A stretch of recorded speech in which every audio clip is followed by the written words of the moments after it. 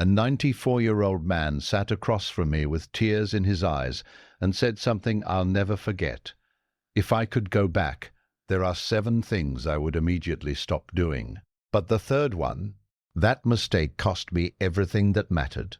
He paused, looked directly at me and said, "Please, tell people while they still have time." What he shared next completely transformed how I see life. And today, I need to share his urgent message with you, because some lessons shouldn't take 94 years to learn. This elderly man has spent over 60 years studying Buddhist teachings, not in monasteries, but through real-life experiences. And here's what's fascinating. Modern science continues to validate what Buddha taught 2,500 years ago. What he shared with me aren't just opinions from someone who's lived a long life. Each lesson is supported by scientific research and ancient wisdom. He told me, "I wish someone had shown me these truths when I was younger.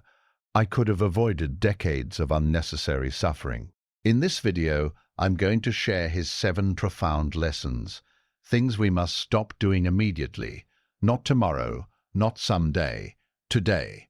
Because as he reminded me, life doesn't wait for us. Our health won't pause, our relationships won't freeze in time, and our opportunity for genuine peace, it exists only in this present moment.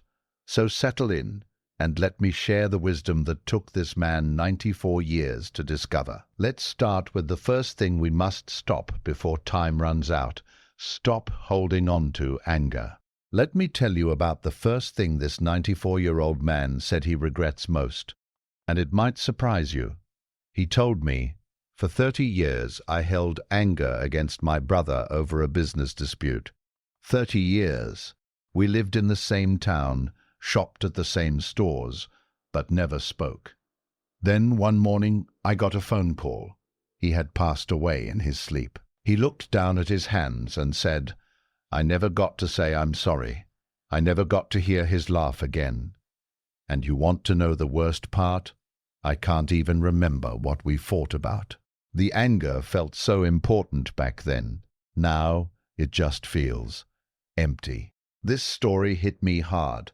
How many of us are carrying anger right now? Maybe it's toward a parent, a friend, a coworker, or even ourselves. We hold on to it like it's protecting us, like it's proof we were wronged. But here's what this elderly man learned too late. Anger doesn't punish the person who hurt you, it punishes you. What Buddhist teaching says about anger? Buddha taught something profound about anger over 2,500 years ago. He said, holding on to anger is like drinking poison and expecting the other person to die. Think about that image for a moment. When we're angry, we believe we're hurting the other person by staying upset. We think our anger will somehow make them realize what they did. But the reality, they're often living their life completely unaware, while we're the ones suffering every single day. In Buddhist teachings, anger is considered one of the 3 poisons that cause human suffering, along with greed and ignorance. It's called a poison because it spreads through your entire being. It affects your thoughts, your sleep, your health, your relationships with everyone around you, not just the person you're angry with. The Buddha also taught that anger comes from attachment to how we think things should be, attachment to being right, attachment to our pride. When we let go of these attachments, anger has nothing to hold on to. What science tells us. Now, here's where it gets really interesting. Modern science has caught up with ancient wisdom, and the evidence is shocking. Researchers at Harvard Medical School conducted long-term studies on anger and health. What they found was alarming. People who regularly experience anger have significantly higher rates of heart disease, high blood pressure, and stroke. When you're angry, your body releases stress hormones like cortisol and adrenaline. These hormones are useful in short bursts, like if you need to run from danger, but chronic anger keeps these chemicals flooding your system constantly. This damages your heart, weakens your immune system, and even affects your brain's ability to think clearly. A study published in the Journal of the American Heart Association found that in the 2 hours after an angry outburst, your risk of having a heart attack doubles. Let me repeat that. It doubles. The anger you think is justified might literally be killing you. But it's not just physical health. Psychologists have found that holding on to anger severely impacts mental health too. It creates a cycle of negative thinking. Your brain starts looking for things to be angry about. You become hypersensitive to anything that might be disrespectful or unfair. Your world becomes smaller, darker. Dr. Fred Luskin at Stanford University, who runs the Forgiveness Project, has shown that people who learn to let go of anger sleep better, have less anxiety and depression, and report significantly higher life satisfaction. Their relationships improve, not just with the person they were angry with, but with everyone. The cost of carrying anger. That 94-year-old man told me something else. He said, "Every day I held on to that anger was a day I couldn't be fully present with my wife, my children, my friends. They got a version of me that was always a little bitter, a little closed off. I robbed them of the best version of myself." This is the hidden cost of anger we rarely talk about. It's not just about the relationship that's broken. It's about all the other relationships that suffer because we're carrying this heavy weight everywhere we go. Think about it in your own life. When you're angry at someone, doesn't it affect your mood all day? Don't you find yourself replaying conversations in your head, imagining what you should have said? Don't you feel that tightness in your chest, that tension in your shoulders? That's energy you could be using to love, to create, to enjoy, to live. The simple action step. So what do? How do we stop holding on to anger? The old man shared what finally worked for him, and it's beautifully simple. He said, "I started asking myself one question every time I felt angry. Do I want to be right, or do I want to be at peace?" Just that one question. Because most of the time, anger is about proving we're right, about making sure the other person knows they wronged us, about protecting our ego. But being right doesn't bring peace. Being right doesn't heal your heart. Being right doesn't give you your time back. Here's what you can do today. Think of one person you're holding anger toward. Just one. You don't have to call them. You don't have to apologize if you don't feel ready.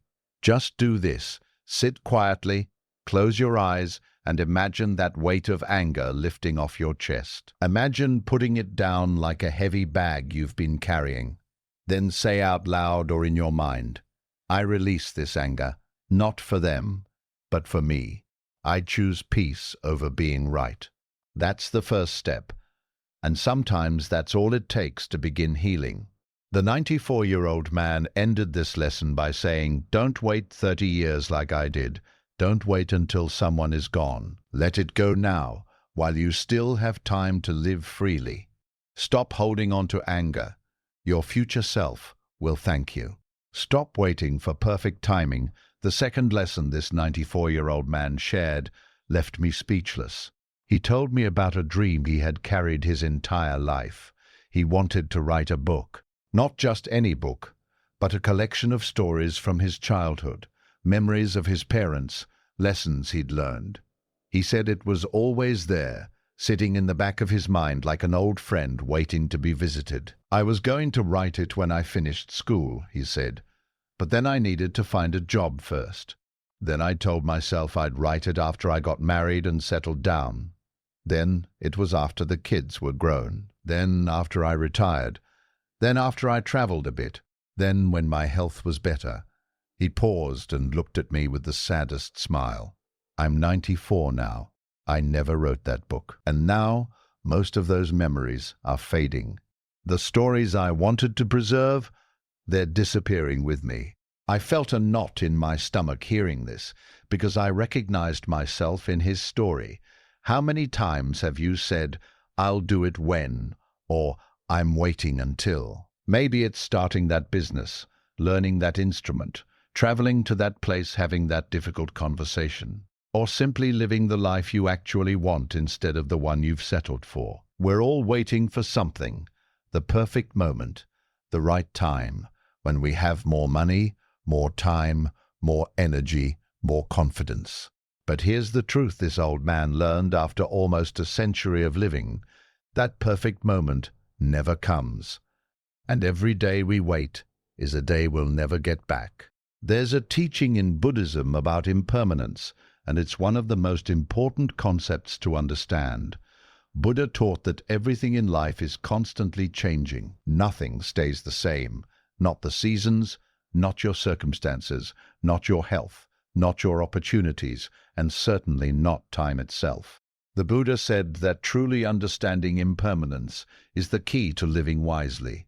When you realize that this moment is all you truly have, you stop postponing your life. There's a famous Buddhist story about a man running from a tiger. He falls off a cliff but manages to grab onto a vine halfway down.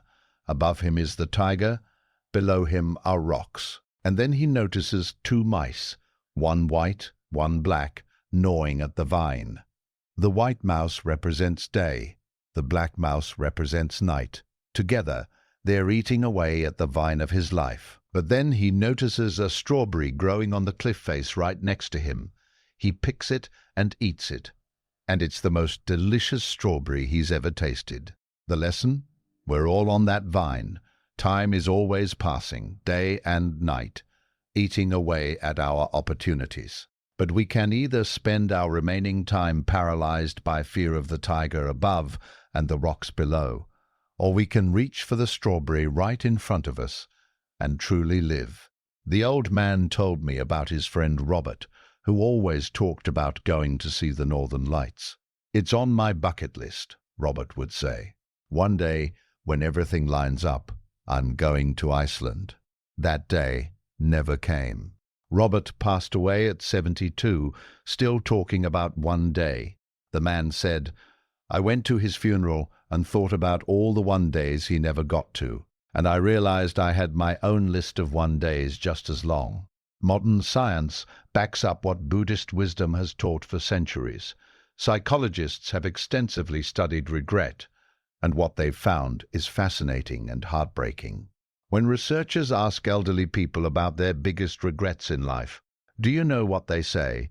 It's almost never about the things they did. It's about the things they didn't do, the risks they didn't take, the words they didn't say, the dreams they didn't pursue.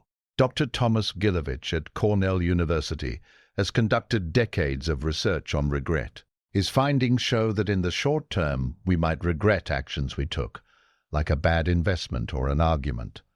But over time, those regrets fade. What grows stronger with age is the regret of inaction, the things we were too afraid to try, the opportunities we let slip away while waiting for perfect conditions.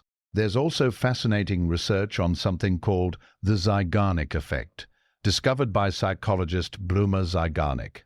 She found that people remember uncompleted tasks better than completed ones. That dream you haven't pursued, that conversation you haven't had, that trip you haven't taken, your brain keeps them active, creating a low-level stress that follows you everywhere. It's like having dozens of browser tabs open in your mind all the time, draining your energy. But here's the powerful part. The moment you take action, even a small step, that mental burden begins to lift. You don't have to complete the entire dream today. You just have to start. The 94-year-old man shared something profound with me. He said, "I spent my whole life preparing to live instead of actually living. I was always getting ready, always waiting for conditions to be just right. And you know what? Conditions are never perfect. There's always something. Money problems, health issues, family obligations, fear, doubt. If you wait for all the stars to align, you'll die waiting." He told me about finally taking a painting class at age 87. He'd always wanted to paint, but thought he needed talent, the right supplies, a good teacher, more free time. At 87, his hands were shaky. His vision wasn't great, but he went anyway. "Those paintings are terrible," he laughed. but making them brought me more joy than 60 years of thinking about painting ever did. So what's the action step here?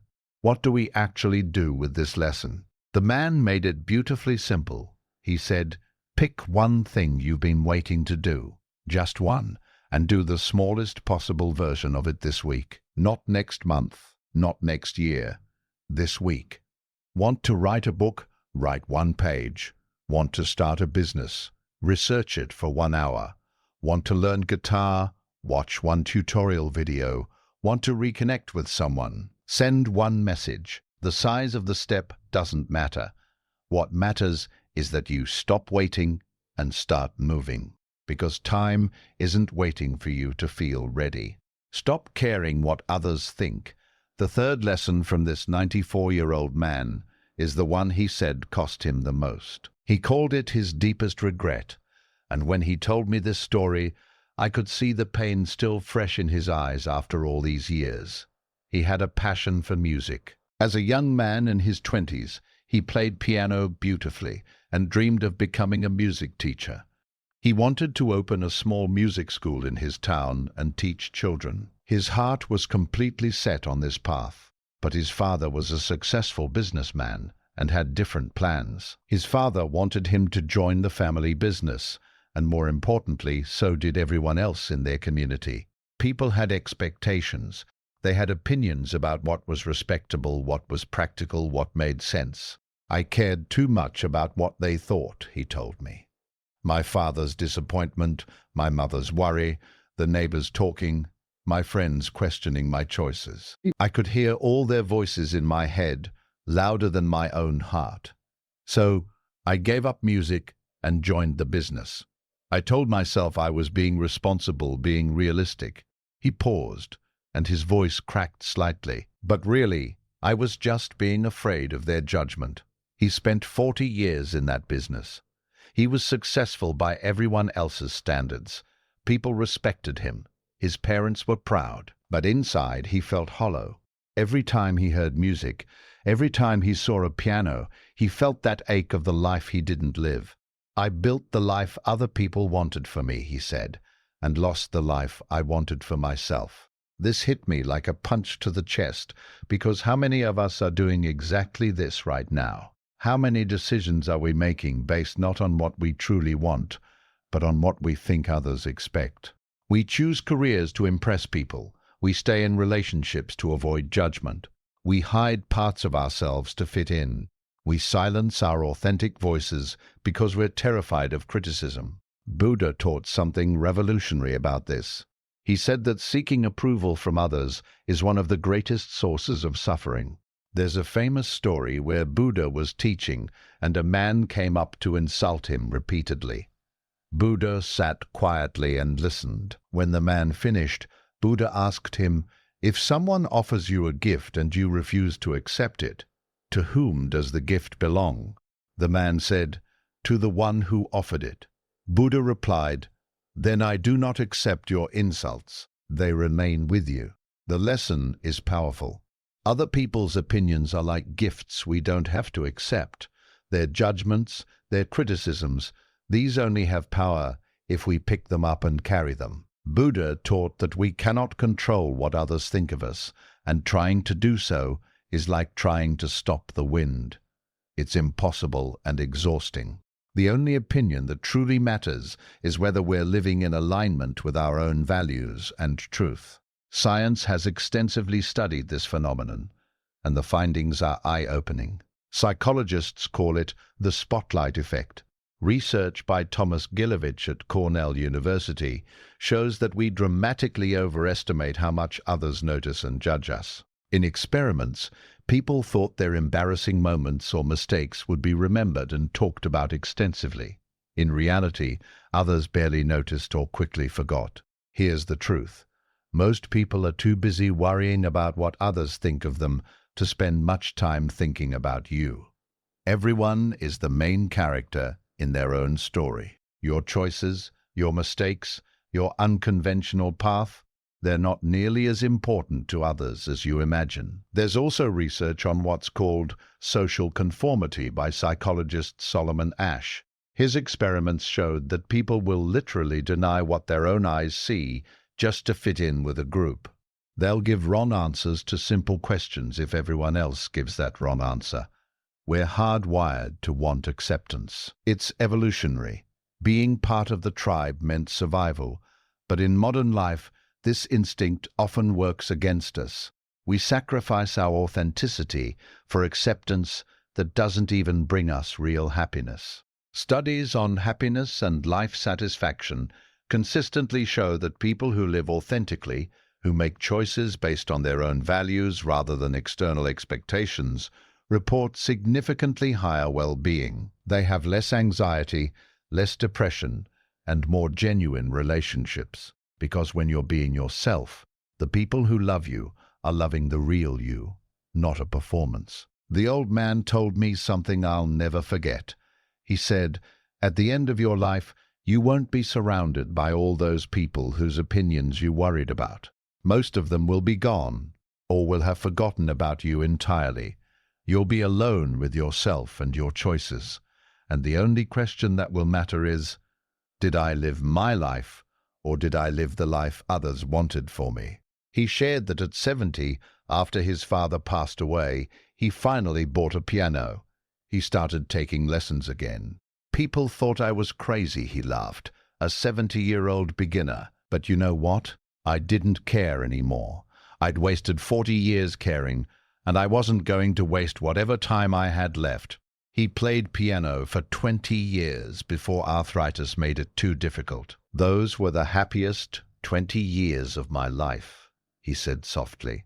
"So, here's the action step." The man suggested this simple practice. Every time you're about to make a decision, pause and ask yourself, am I doing this because I truly want to, or because I'm afraid of what someone will think? Be honest with yourself. If the answer is fear of judgment, really examine that. Ask yourself, will this person's opinion matter in 5 years? In 10? On my deathbed? Start small. Wear something you love that others might find odd. Share an opinion that goes against the group. Try something new that people might judge. Practice disappointing others to honor yourself. It gets easier each time. The 94-year-old man ended with this: "The people who matter won't mind, and the people who mind don't matter." I learned that too late. Please, learn it now.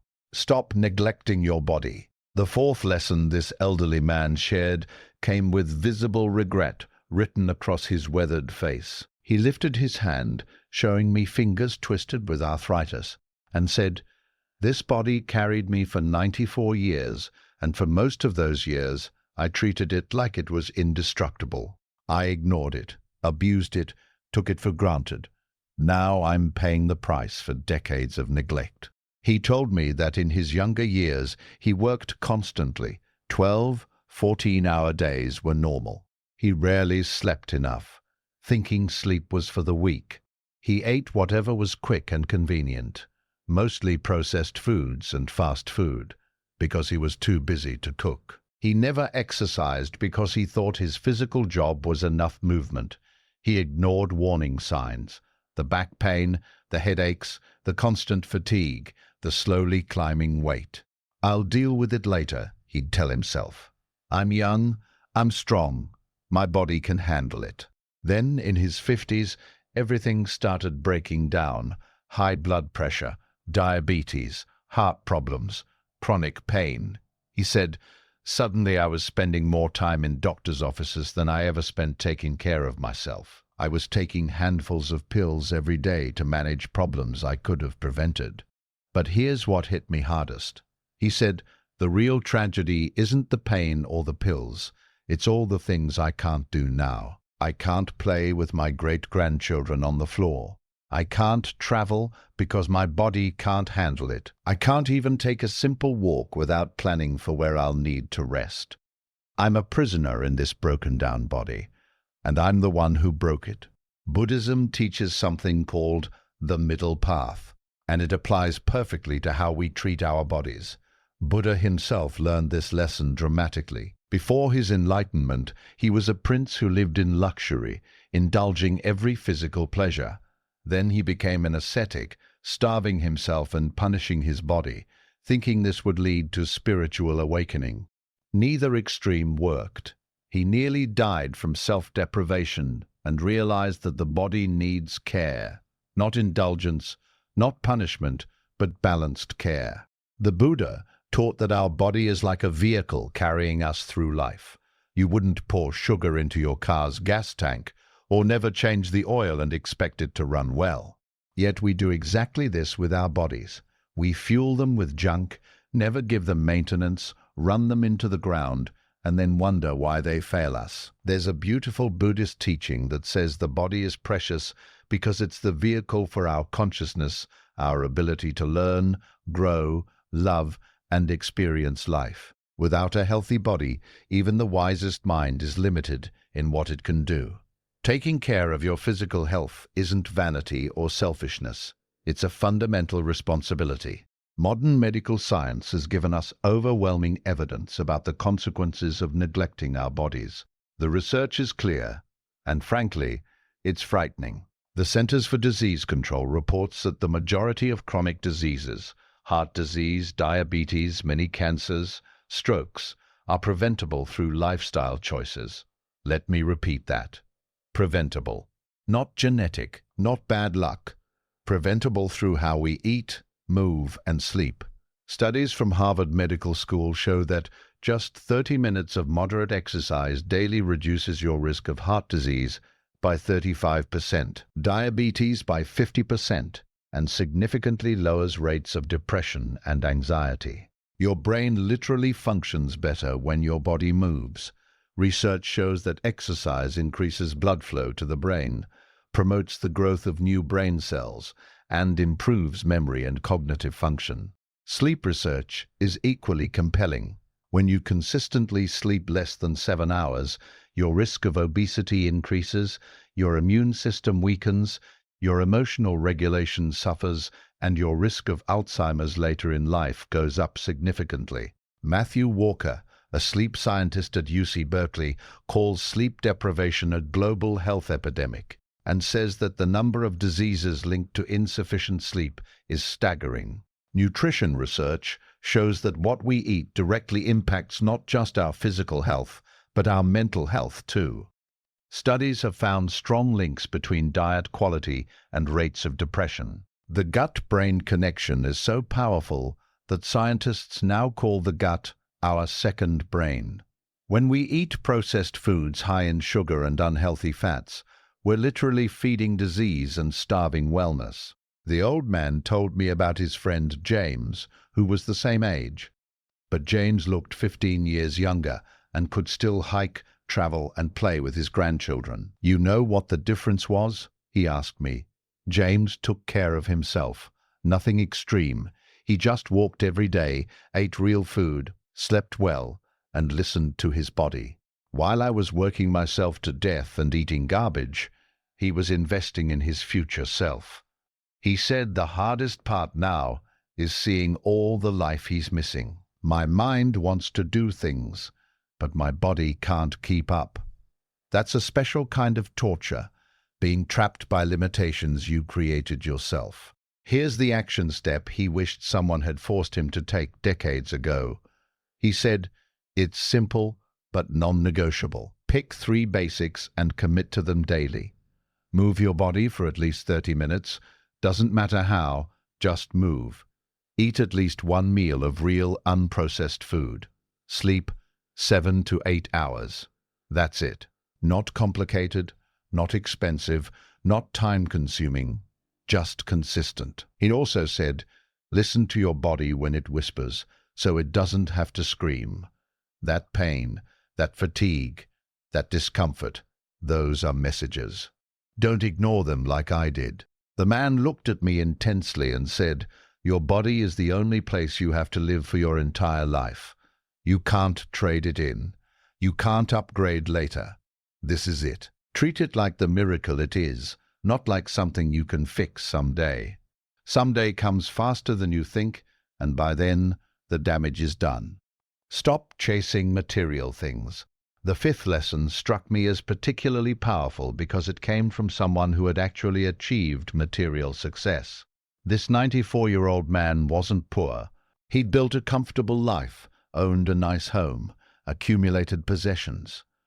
But when he spoke about this lesson, there was a deep sadness in his voice. He told me about a storage unit he'd been paying for over 20 years. Inside were boxes of things he'd bought over the decades, expensive suits he never wore, electronic gadgets that were now obsolete, collections he'd started and abandoned, furniture from houses he no longer lived in, items he'd bought on sale because they were too good to pass up. He finally went through it all last year. "You want to know what I found?" he asked. "Thousands of dollars worth of stuff that meant absolutely nothing to me. I couldn't even remember buying half of it, and I'd paid to store this junk for 2 decades. He calculated that he'd spent over $30,000 just storing things he never used. That money could have been experiences with my family, trips with my wife before she got sick, music lessons I always wanted. Instead, I spent it warehousing garbage. But the storage unit was just a symbol of something bigger," he said.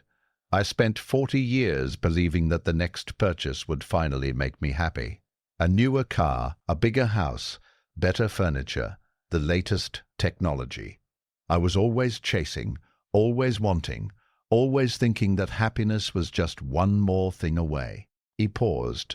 "It never was. The happiest moments of my life cost nothing, watching sunsets with my wife, laughing with my children, morning coffee on the porch. But I was too busy chasing things to notice."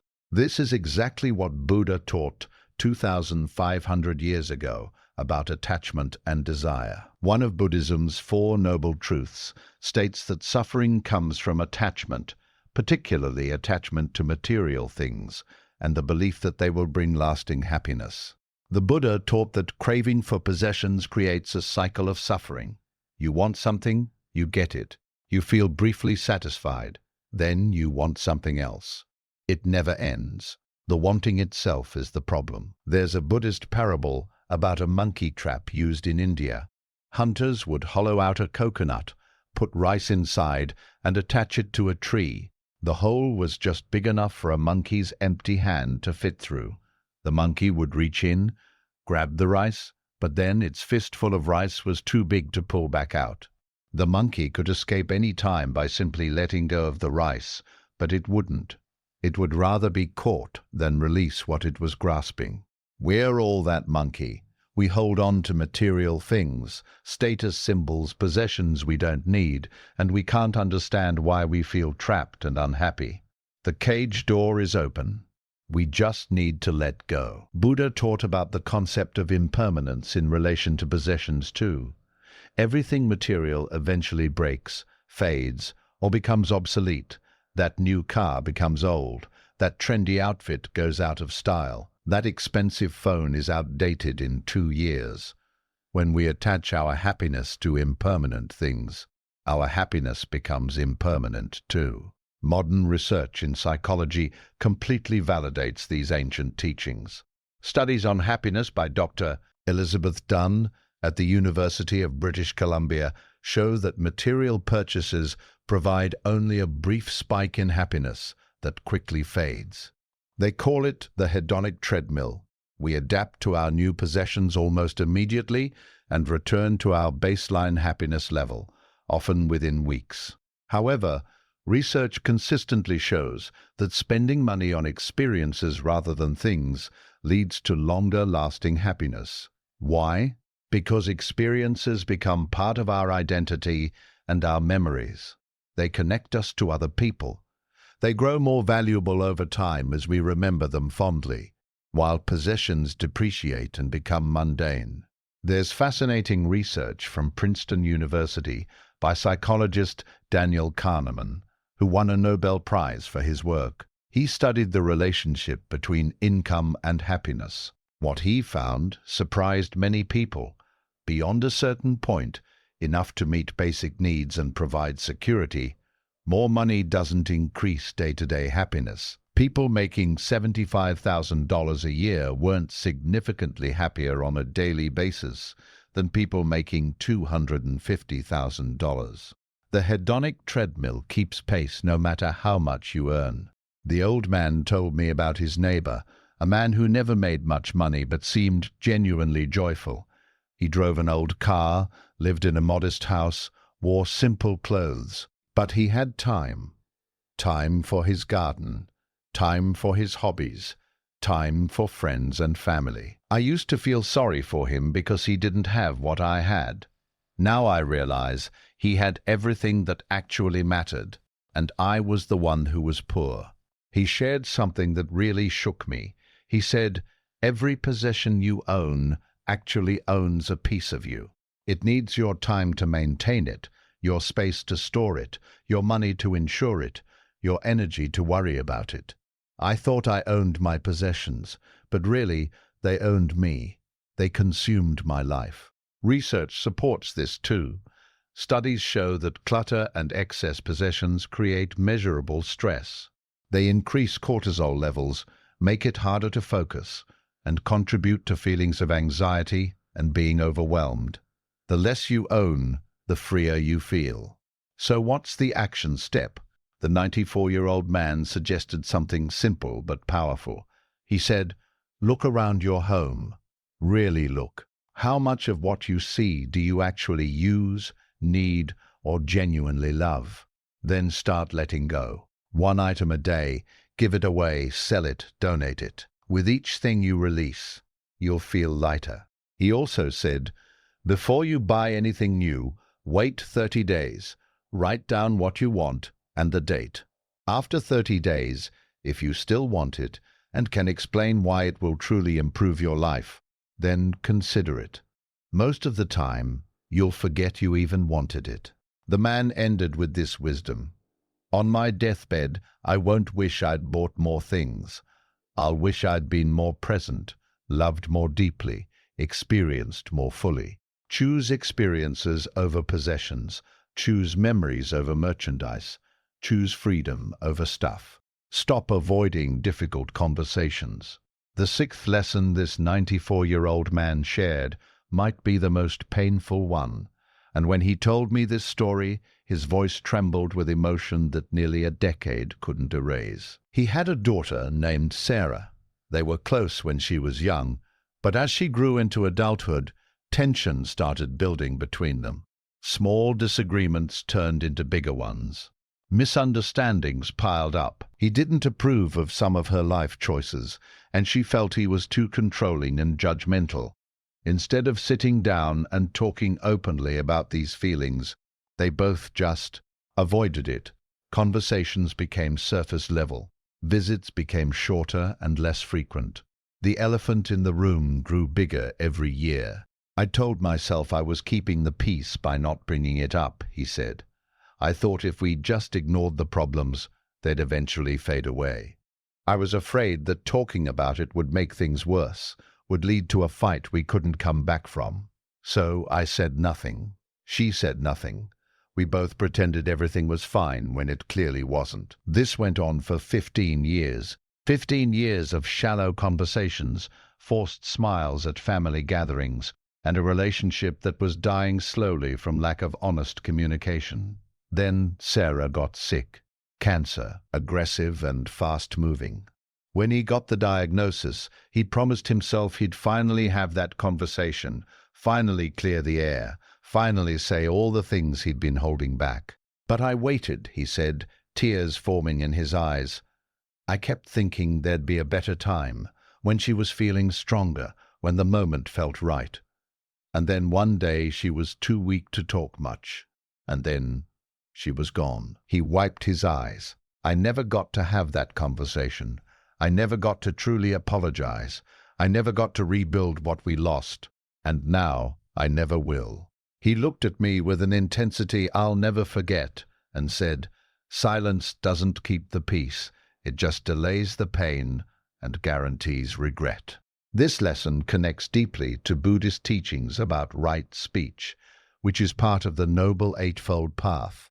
Buddha taught that right speech means speaking truthfully, kindly, and at the right time. But here's what many people misunderstand. Right speech doesn't mean avoiding difficult truths. It means speaking them with compassion and wisdom. Buddha never advocated for silence in the face of problems. In fact, he taught that unresolved conflicts and unspoken truths create suffering for everyone involved. There's a Buddhist practice called clearing, where monks are encouraged to address grievances openly and directly, rather than letting resentment build. The goal isn't to attack or blame, but to speak honestly about feelings and seek understanding. The Buddha also taught about the middle way in communication, not harsh, aggressive speech that wounds, but also not silence and avoidance that allows problems to fester. The middle way is honest, compassionate truth-telling. It's speaking difficult truths with kindness and the genuine intention to heal and understand, not to win or punish. Modern psychology has extensively studied what happens when we avoid difficult conversations, and the research is clear: avoidance makes everything worse. Dr. John Gottman, who has studied relationships for over 40 years, identified what he calls the 4 horsemen of the apocalypse in relationships, patterns that predict relationship failure. One of them is stonewalling, which is shutting down and refusing to communicate. When we avoid difficult conversations, several harmful things happen. First, the problem doesn't go away. It grows. Resentment builds. Small issues become big ones. Second, we create distance. Every avoided conversation is a brick in a wall between people. Third, we lose the opportunity for understanding. Often, conflicts exist because of misunderstandings, different perspectives, or unmet needs that could be resolved if we just talked. Research in neuroscience shows something fascinating. The anticipation of a difficult conversation is usually worse than the actual conversation itself. We build it up in our minds, imagining worst-case scenarios. But studies show that when people finally have those difficult conversations, they report feeling relief, even when the conversation is uncomfortable. The anxiety of avoidance is often more painful than the temporary discomfort of honesty. There's also research on something called the closeness communication bias.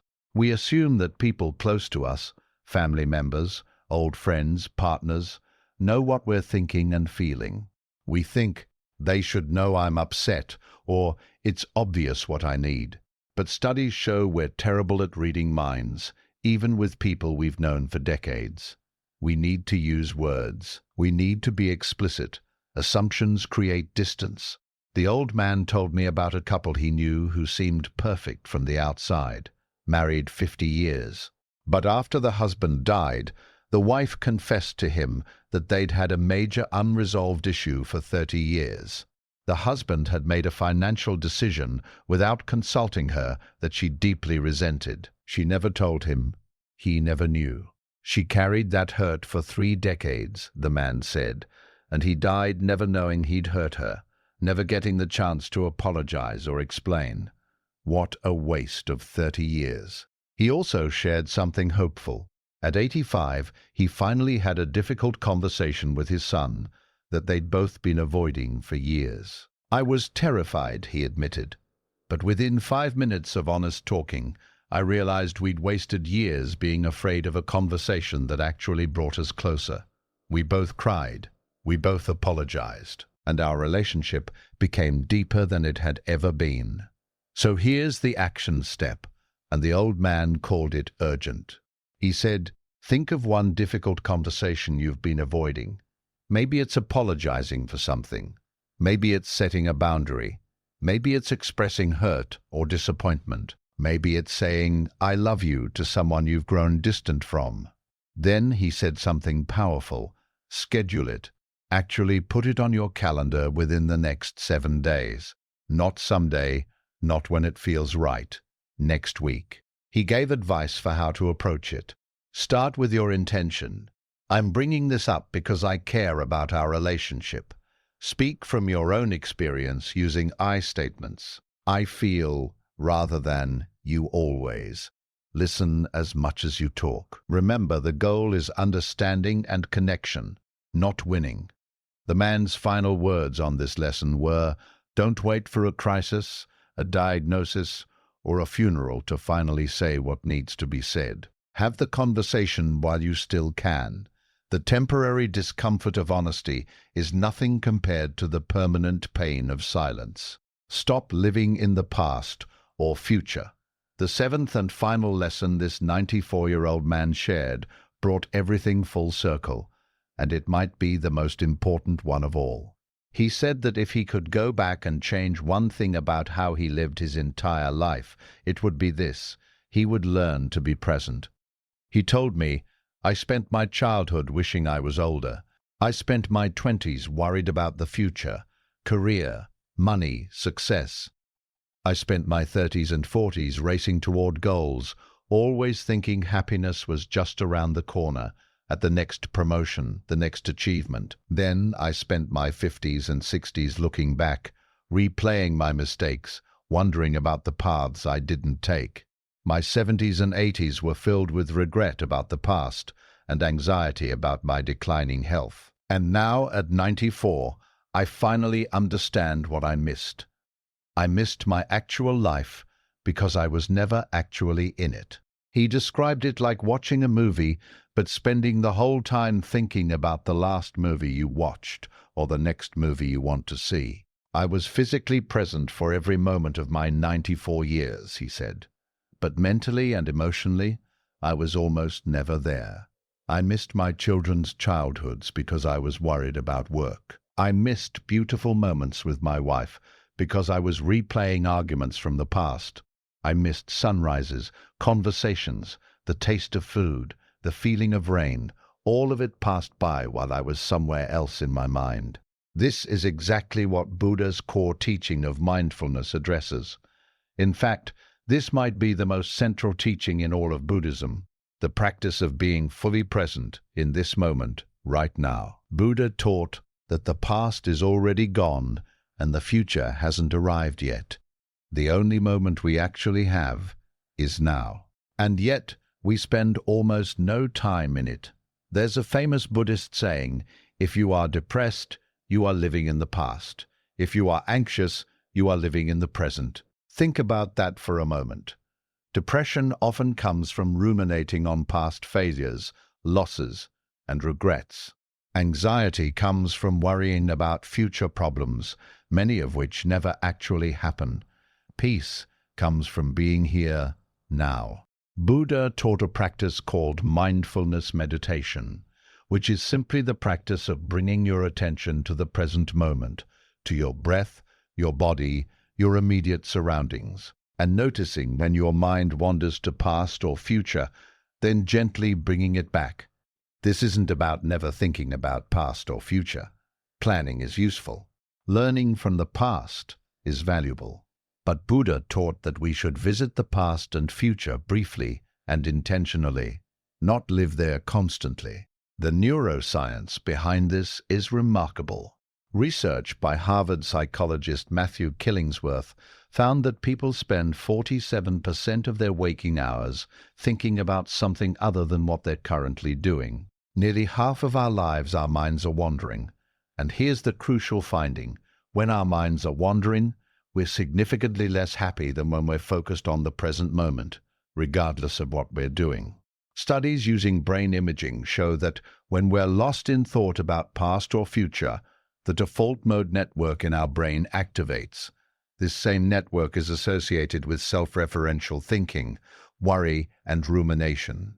When we're truly present, different parts of the brain activate, areas associated with sensory processing, attention, and contentment. Dr. John Kabat-Zinn, who brought mindfulness into mainstream medicine, has conducted extensive research showing that mindfulness practice reduces anxiety, depression, chronic pain, and stress while improving focus, emotional regulation, and overall life satisfaction. Simply learning to be present literally changes your brain structure over time, strengthening areas associated with attention and emotional balance. There's also fascinating research on something called experience sampling. Researchers randomly ping people throughout the day and ask what they're doing and thinking. The findings consistently show that people are happiest when their mind is focused on what they're actually doing, even if that activity is mundane. Someone washing dishes while actually paying attention to washing dishes is happier than someone eating at a fancy restaurant while their mind is elsewhere. The old man told me about a moment that finally woke him up to this truth. He was 88, sitting in his backyard.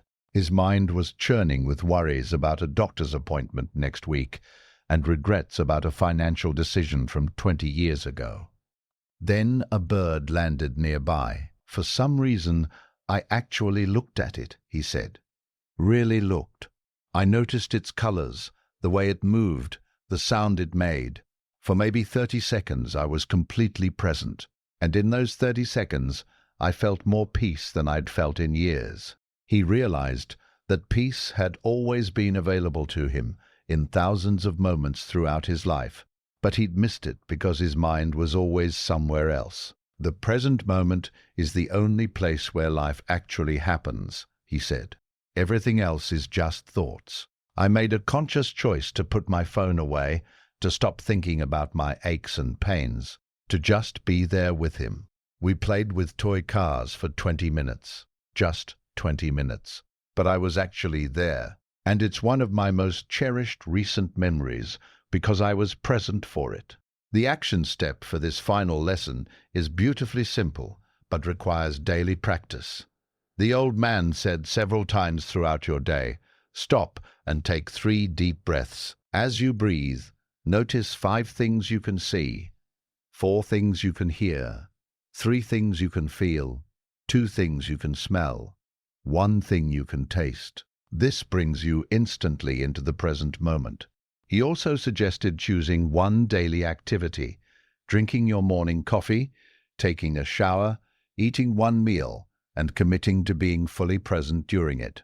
No phone, no distractions, just that 1 activity with full attention. The man ended our conversation with these final words. You're alive right now, not yesterday, not tomorrow, right now. Don't miss it. After 94 years, I can tell you with absolute certainty, the present moment is all you ever really have. Don't waste it like I did. As I sat with this 94-year-old man, listening to his life's greatest lessons, I realized something profound. He wasn't just sharing regrets. He was offering us a gift. The gift of learning from his mistakes without having to make them ourselves. Let me remind you of the 7 things he wishes he'd stopped doing decades ago. Stop holding on to anger. It poisons only you. Stop waiting for perfect timing.